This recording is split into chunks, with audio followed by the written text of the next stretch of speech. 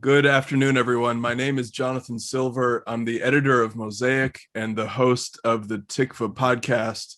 On behalf of the Tikva Fund, welcome to all of you to this special briefing on the violence occurring in Israel. We're recording this discussion on Thursday, May 13th, 2021. Our guest is Elliott Abrams, Senior Fellow for Middle Eastern Studies at the Council on Foreign Relations, former Deputy National Security Advisor for President George W. Bush, and former Special Representative for Venezuela and Iran in the Trump administration. Elliott, thank you for joining us. My pleasure. Perhaps before we try to uncover the historical, legal, political, ideological reasons that we've arrived at this crisis, we should just begin with a summary of where we are. Elliott, from where you sit in Washington, what do you see happening in Israel? Let's just get on the same page with what's been going on there over the past few days. I think two things are happening, and it's useful to separate them. The first is a Hamas attack on Israel. And there are reasons for that attack that we should get into. I think they relate substantially to the Palestinian canceled election. But we've seen this before. What we have not seen is Hamas quite so well armed, able to shoot this many rockets and missiles in a short period, and able to get them into parts of Israel it was not previously able to reach. That is the main thing that we are seeing. But there is a second thing, which is intercommunal violence in Israel. And that's new. If you go back to the previous rounds of trouble in Gaza, indeed war in Gaza, you didn't have what you're seeing now. And that's new and I think very worrying and I would argue has different causes. I think those are the two things you're seeing. You are not seeing very much involvement, just a little bit of rhetoric on the part of the Arab states, and you are not seeing, and it's kind of interesting, violence in the West Bank. So I think those are the two main things that are happening. Let's take each of them in turn. Of course, it's a tendency, for understandable reasons, but nevertheless a tendency that probably is not true, for Americans to overestimate our own influence, our own power in what's happening there.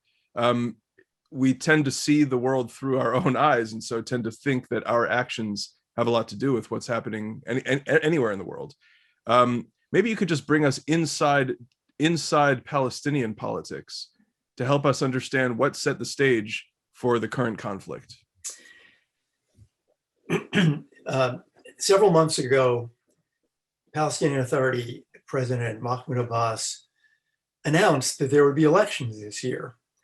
And they would begin on May 22nd with an election for the Palestinian Authority Parliament or legislature, May 22nd. And all the opinion polls showed that Hamas was likely to do pretty well, not to win a majority. Nobody was going to win a majority, but maybe get a fourth of the votes, maybe get a third of the votes. They would therefore be in the Palestinian Authority legislature, and under a new law, they would automatically also be in the PLO. And getting into the PLO has been a goal of Hamas for decades. But Arafat and then Mahmoud Abbas and the Fatah party have always kept them out as rivals. So Hamas was really gearing up for this. And in the end, President Abbas said, forget about it. And he canceled the elections. I think this is really the predicate for what Hamas is doing. They thought they were going to be at the center of Palestinian politics. Abbas then said, no, you're going to be nowhere in Palestinian politics. And what we see today, I think, is Hamas saying, says you. But we are going to show that we are the real torchbearers for Palestinian nationalism, not you guys in Ramallah. We're going to show that we're the real fighters. We're going to show any Arab state that thinks that the Palestinian issue can be marginalized, that we are able to put it back on the front pages and that we are to be contended with. I think that's really the predicate for what Hamas is doing. Now, why now? It's a combination, I think. There was the simultaneity of Jerusalem Day and the end of Ramadan. And they've also lighted almost ridiculously on these eviction cases in the Shmuel Hatzaddik, Sheikh Jarrah neighborhood. I think that explains the timing, but the real reason, I think, goes back to the cancellation of the elections. Of course, that means that in a larger sense, the context of the Abraham Accords is relevant here. The normalization agreements, historic normalization agreements between Israel and several Sunni Muslim states, Arab states, had set the stage perhaps for the Palestinians to feel as if their leverage in the Muslim world and in geopolitics was waning. Yes, and that's true for the Palestinian Authority in Ramallah as well as for Hamas, the sense that enthusiasm for the cause is diminishing. And of course, that was true. I mean, it was diminishing. I think it's been interesting, actually. This violence has not destroyed the Abraham Accords. What you've had from the Arab states is a little bit of rhetoric, not particularly terrible rhetoric, really. Not, repetition 5 times a day, not blood-curdling radio broadcasts, kind of thing we saw in previous wars going back even to 1948. So I think the Abraham Accords are going to stick because they represent the true national interests of those Arab states. You have a special role probably here as previously for Egypt, which has served as a kind of secret intermediary between Israel and Hamas. I think is likely to do it again. Probably is doing it again right now. Of course, the larger catalyst for the Abraham Accords, one of them at least, was the shared perception among the signatories of a threat from Iran. Can you just say a word perhaps about Iran's role in Gaza and support for Hamas and what this means in that context as well? You will remember there have been times when you saw Hamas shoot some mortars, from Gaza into Sderot, for example, or just along the border. What explains their graduation from doing that to what they're doing this week, where they've shot, it'll probably end up being 2,000 rockets and missiles. Some of them gone over 100 miles. They've hit Tel Aviv, in the direction of Eilat. What explains it is Iran. Some of it is smuggling. That is, Iran actually being able, whether by sea or across the Gaza-Egypt border, able to actually get rockets and rocket parts, missile parts into Gaza. And some of it is transfer of technology. So that many of these projectiles are actually built in Gaza with technology that was taught by Iran. And Hamas is, this is no secret, Hamas has thanked Iran publicly many times, particularly thanked the late Qasem Soleimani for being in charge of this project. So what you're seeing now is, 10 or 20 times greater than it would otherwise be, if not for the role of Iran.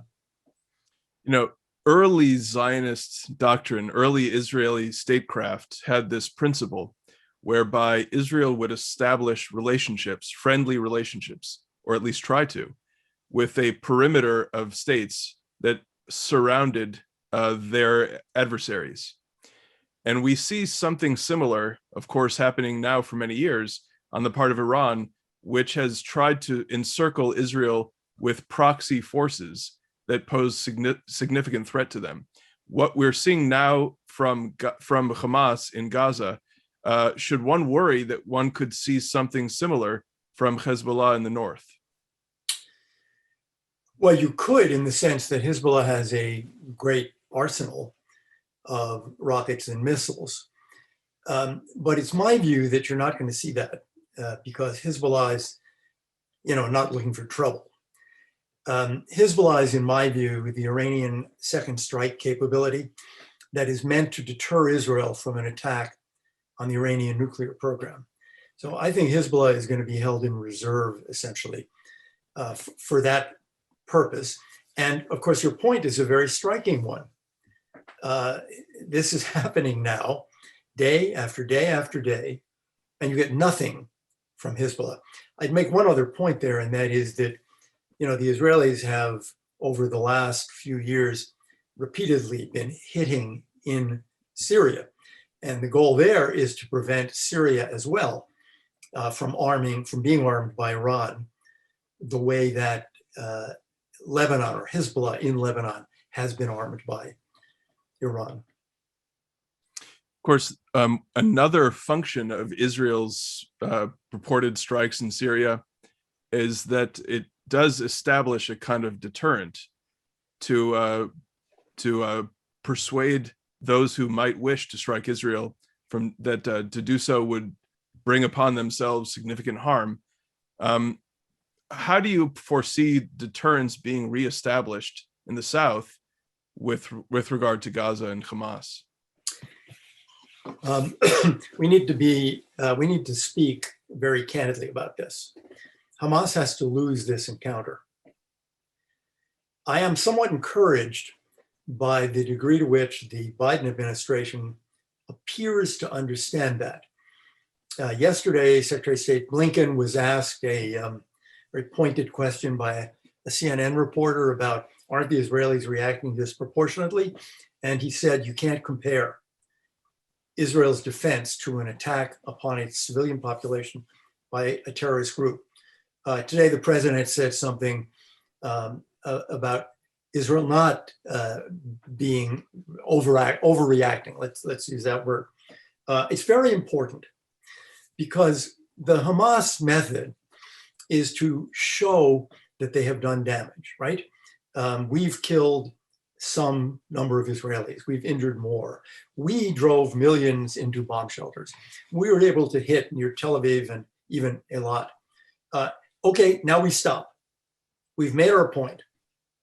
Now let the Egyptians negotiate something. It is critically important that Israel be given the time to do what it has been doing this week, which is to wreak enormous damage on Hamas. There are a number of reasons for that. One is it means that Hamas isn't going to do this again, if not ever, then for a very long time. Partly because it will have learned this lesson, partly because its capacity will have been greatly diminished. But there's more to it than that.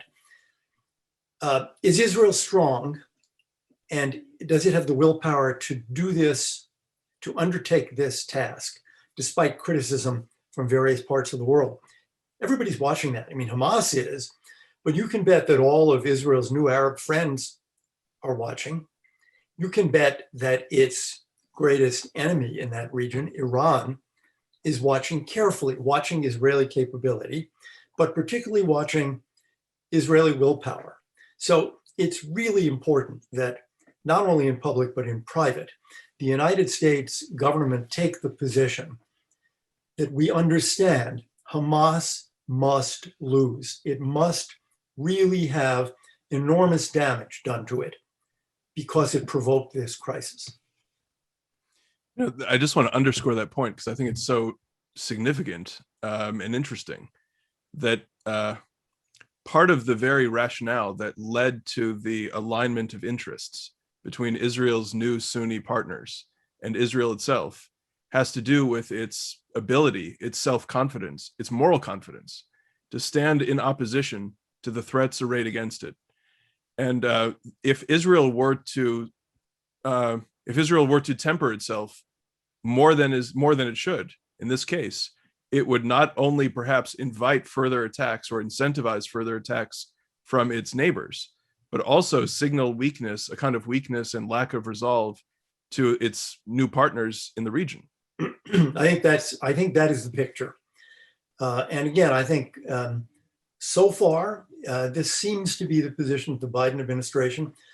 We don't know, of course, what's being said privately, but I have no particular reason to believe that privately the message is, oh, you must stop. It seems that people do get the point. In that connection, we had recently, before this really exploded, we'd recently heard some noise from the Saudi government about coming to some kind of understanding with Iran and opening up negotiations between the two nations. Maybe you could comment on that, what we were hearing about that in connection with this. Well, I think what you were hearing there was a bit of hedging of bets. The Saudis, the Emiratis, others are, not really clear on what this administration's policy toward Iran is going to be. They know the administration wants to go back to the JCPOA, but that's a piece of an Iran policy. So if we're going to take the position, if the United States is going to take the position that it took in the Obama years, that you must all learn to share the region with Iran, and we want to build security structures that include Iran, then those Arab countries are going to worry that we do not have their backs, that we do not understand the threat of Iran. And you will see this kind of thing from the Saudis. You'll see it, frankly, from all of them. So they are watching. As I said a minute ago, they're watching for Israeli willpower, but they're also watching to see whether the United States is going to stick with its ally. You spoke in the very beginning of our conversation, Elliott, about these two simultaneous problems that we're seeing.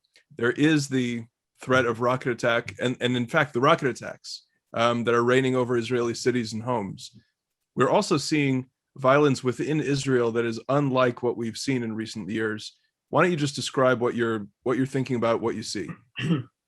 Well, it's very disturbing because in previous rounds of hostilities between Israel and Hamas, even including times when Israeli soldiers went into Gaza, we did not see the kind of thing that we've seen in Lod, for example, where you have this kind of rioting, violence, lawlessness, and gangs of extremist Arabs and gangs of extremist Israeli Jews. The question is, what's it about? What's the cause of it? And I don't think we really know the answer. One could posit that the answer is, sure we do. It's Palestinian nationalism. I tend not to believe that. My sense is that Israeli Arabs are angry about their own problems. It is a very odd picture, right? Because 4 weeks ago, the picture looked like one of greater integration of Israeli Arabs into Israeli political life, into coalition negotiations, maybe even for the first time into supporting a new coalition government. And now you see this. So I would say, first, there are legitimate grievances. They're vastly exaggerated by people who know nothing about Israel and Arab life in Israel, but there are grievances. For example, on the question of crime, there's a lot more crime, which means there's a lot less policing in many of the Arab cities and towns. That's got to be fixed. I would say, though, we do have to remember there's about 2 million Israeli Arabs, round number. So 1% of that number is 20,000. And 0.1% is 2,000. How many people are actually engaging in this violence? 0.1%, 0.2%? We should not exaggerate the number of Israeli Arabs that engage in or support this behavior any more than we exaggerate the number of Israeli Jews who are out in the streets beating up Arab Israelis. But I do think that when this crisis is over, Israelis are going to have to think about it long and hard. And, they have a practice of commissions of inquiry. Why did this happen? And what can be done to improve the integration of Arab Israelis? Many things have been done. And, there are these numbers like half the pharmacists in Israel are Israeli Arabs. Look at the number of Arab doctors in Hadassah Hospital. There's a lot of good news, but there is also bad news, and it needs to be addressed. Yeah, Of course, this is all happening at a moment when it's not exactly as if Israel has a strong, stable government, and the future of Israel's governing coalition is still very much in question. You just alluded to the fact that, if we were having this conversation 2 weeks ago, a week ago, we would be thinking about how astounding it is that we were perhaps looking at a representative of the Arab parties coming into the governing coalition. We're now not thinking about that at all, but quite the opposite. What role do you think both the military conflict that we're seeing from Hamas and the internal problems that we're seeing in Israel itself, what role do you think all that's going to have in the evolution and the next elections or the negotiations over the government? Where does that leave Israeli domestic politics? Let me say first that I've heard a kind of theory occasionally propounded that this wouldn't have happened if, Joe Biden were a stronger ally of Israel, or this wouldn't have happened if Israel's political crisis had been resolved, 3 months ago. I think both of those are wrong. As I noted, I think this comes essentially from Palestinian internal politics. To that, let me add, there's even a Hamas internal political struggle that I think it plays a role here as well. Who's going to be the top dogs within Hamas? But reversing that, then, now that it's happened, does it have an impact on Israeli politics? Well, today we saw that it already has, because Bennett announced that he is no longer going to be negotiating with Lapid. That's over. He doesn't want to have any kind of coalition that would have as part of it the Arab parties. You can imagine that in the Israeli press, there'll be lots of discussion of, does he really mean that? Is it an excuse? Would he have pulled out anyway? Was the pressure from Likud too great on him, telling him he had no future on the Israeli right if he did this? That's a discussion that will have talking heads talking a lot in Israel. But yeah, the impact in the short run appears to be to have blown up that coalition.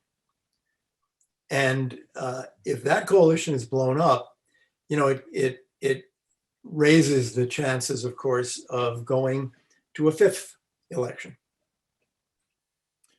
So one wonders if any kind of disorder and chaos will automatically or suggest to people, if not automatically, will suggest to people the benefits of returning to what they know, what they're comfortable with, and whether it would have an effect of strengthening Prime Minister Netanyahu. Of course, we can't know that, but I would just observe that in response to the disorder, urban and domestic disorder that we saw, Prime Minister Netanyahu gave a very strong condemnation of that kind of anarchy and disorder last night, speaking with a kind of confidence. One doesn't know if it's a confidence born of his feeling that support could return to him, or wishing for that support to return to him. But in any event, certainly friends of the equal protection of the law saw in Prime Minister Netanyahu a very welcome statement last night. It was a welcome statement. It was a good statement. There have been a number of good statements from Israeli leaders in the last few days. President Rivlin, from Benny Gantz, the defense minister, from Lapid. People have risen to this occasion. But when this occasion is over, I myself don't believe it's going to lead to an Israeli ground incursion into Gaza. And if we are lucky, then it will end. My thought is, today's Thursday, so tomorrow, this is the Eid, end of Ramadan, then you have Friday prayers, then you have Shabbat. My hope would be that as we get through the weekend, things really begin to quiet down. Then Israel will return to its political crisis, and Netanyahu and Bennett will negotiate. People have said that this coalition government that looked like it was going to be formed will not actually would not have been stable. How stable will a Netanyahu-Bennett government be with, after the last few months of what they've said about each other? So Israel's political crisis continues. The critical thing here is not to allow those political rivalries and actions to interfere with the national security and defense policy. And I would say that as we look at this today, there is no interference. And I think that what Israel is doing is precisely what it would have been doing if, Bougie Herzog were prime minister or Yair Lapid were prime minister. I think there is a very broad consensus in Israel, extremely broad consensus on what needs to be done. Let's maybe turn for the last part of our conversation to, I began by saying that Americans tend to overestimate our role in such things, but let's perhaps turn to the role of the United States. What do you think the Biden administration is doing, and what should it be doing? One thing that it should be doing and is doing is blocking bad actions in the UN. And, President Biden was vice president when at the very last moments, last weeks of the Obama administration, the United States failed to block a UN Security Council resolution that dealt with Gaza. So I don't know whether he's thought better of that or opposed it at the time, who knows? But what we do see is that there keep being efforts to get Security Council statements or resolutions, and at least thus far, the United States has blocked them. That's a very good thing, because a UN Security Council resolution is absolutely not going to be useful, and may in fact, depending on the exact language, may hurt. The second thing the United States should be doing, first, block the UN. Second, the United States should be saying publicly, Israel has a right to defend itself. It is not acting disproportionately. Hamas is responsible for this. Thirdly, we should be saying that privately too. We should be saying to the Israelis, we understand that Hamas has to lose. We understand that a great deal of damage has to be done. Obviously, we want you to take precautions to avoid civilian casualties, and the Israelis do. And as you know, in these apartment buildings, they give notice beforehand to the people who live there. Get out! It's dangerous. So that's the third thing, and very important thing I believe we should be doing. We should remain in close touch with the Israelis. It is regrettable that we do not have an ambassador and we do not have an assistant secretary of state for Near Eastern affairs. The administration moved too slowly on both of those. We don't even have a nominee for ambassador to Israel.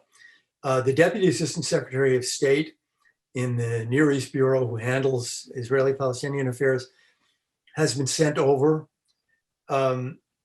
Frankly, that is not a rank at which a person can really have a lot of influence. So I think one of the other things that the Biden administration should do, and you can't do it this week, but when the dust settles a bit, get an ambassador to Jerusalem and get your assistant secretary confirmed. And I just make one other point on that. If you go back over the decades, actually, there was always somebody in the White House who, if I can put it this way, handled Israel, right? Who was the go-to guy. We all remember the days when it was Dennis Ross, or it was Martin Indyk. In the George W. Bush administration, it was me. I had a button on my secure phone that connected me to the prime minister's office. I just lifted up, pushed the button, and his national security advisor would lift up. There is no such person in the Biden White House. The president can't do this every day. The national security advisor can't do this every day because he has to cover the whole world. It would be helpful if there were a person of substantial rank in the White House who the Israelis knew in a sense, had their file and to whom they could turn every day. And let me just ask, of course, the American government is led in foreign policy by the executive and by the president, but of course that is not the only source of power in the American government. Congress has got a lot of interest in the resolution of this conflict, and it has a lot of supporters of Israel. What do you think that Friends on the Hill can do to support Israel and to try to quiet the disorder we've seen there? In the short run, they can pass resolutions that, again, support Israel's right to defend itself and to defend itself vigorously against Hamas. Those resolutions take on a little bit more importance today than they typically would over the previous decades. Pardon me. And the reason I say that is that about 25 members of the House of Representatives have issued statements, have joined together, in essence, against Israel, demanding that Israel stop what it's doing, criticizing the way it is conducting itself. So if those actions are there, if those resolutions are there, they'll never get a resolution passed if there aren't enough of them, but there are statements. It therefore becomes even more incumbent on the congressional leadership and on the Democratic leadership, frankly, because those 25 people are Democrats, to be very vigorous publicly in support of Israel. And I think to some extent that is being done, but it would be helpful to keep it going and to keep it quite loud. Let me just ask you the final question that I have. For those of us who are listening to this briefing, either in Facebook or on the Zoom call, a great many of us see with dismay the coverage of what's happening in Israel in Western media in a way that is just not flattering to Israel, but more than not flattering to Israel, is prejudiced against Israel. It shakes us, and we want to maybe find other sources of information that in an ongoing way in real time can explain to us closer to the ground what's happening there. What do you recommend that people who are listening to this, who are watching us, what do you recommend that people read and look at so they can understand the truth of the matter? Well, you're not going to get it in the New York Times. I think the press coverage in the US of things like the one I mentioned at the beginning, this landlord-tenant dispute, the evictions in a Jerusalem neighborhood, just being handled abysmally in the American press and on American TV. You're not going to get it on CNN. I think the most useful thing that Americans can do on a day-to-day basis is, in English, is to look at the Times of Israel and the Jerusalem Post. They have minute-to-minute, literally minute-to-minute coverage. They also have a number of pretty good columnists. So I'd say, put aside the American sources, which in the mass media, which are just not very good, and look to the English language Israeli sources. We pray for the peace of Jerusalem and Israel. Elliott Abrams, I'm grateful for your time. Thank you for joining us. It's been my pleasure. Thank you, Jonathan.